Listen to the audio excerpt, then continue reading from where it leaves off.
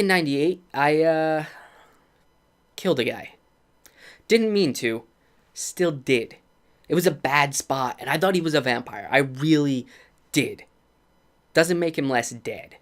You know, they tell you have these powers, that there's monsters out there, that you have a responsibility and a duty to fight. And with the vampire, it's quick. In goes the stake, it turns to dust, and it's over. It's a fairy tale. It's some thing that doesn't even exist anymore, and you're putting it out of its misery. It's so clean and easy. Dust a vamp, do some good, repeat. But him, you don't know how much weight a wooden stake carries until you have to pull it out of a person. Until you feel it sliding out of the hole that you made in somebody else. And the thing is, I was so sure. In that moment, it felt right.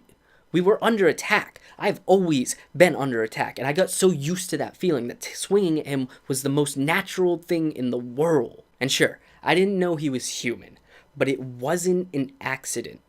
It was me. It was the unbridled, unreserved me. When I'm in that fight, it's raw instinct. It's me at my core, and me at my core made the wood splinter against his sternum. Now listen, maybe I'm not up for Humanitarian of the Year or anything, but that doesn't mean I don't care.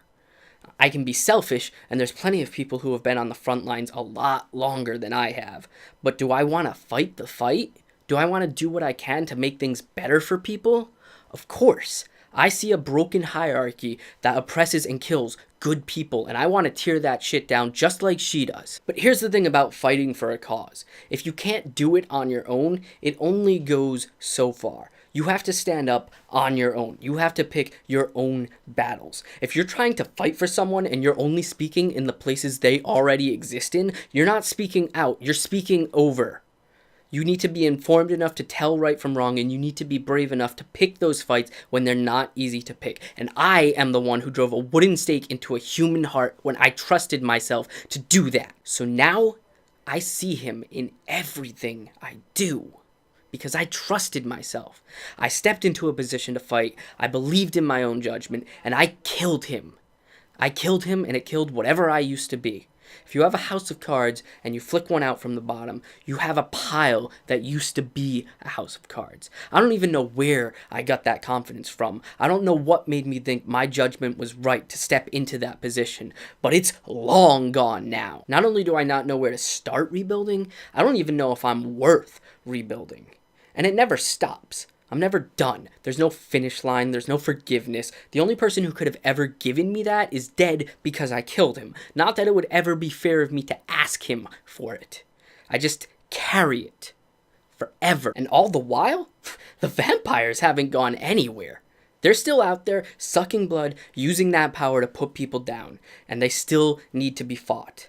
I can't just freeze. I have to try something. So in I go. And am I sure? No. I'll never be sure. I'm always going to worry about getting it wrong again. At the start, I always felt like it was right. And then he happened. So I can never trust that feeling like I did before. All I can do is try. Try to be better. Try to figure out where I went wrong before. Try to get it right this time. Grab a stake, get back to work, and hope like hell that I'm actually fighting a vampire this time.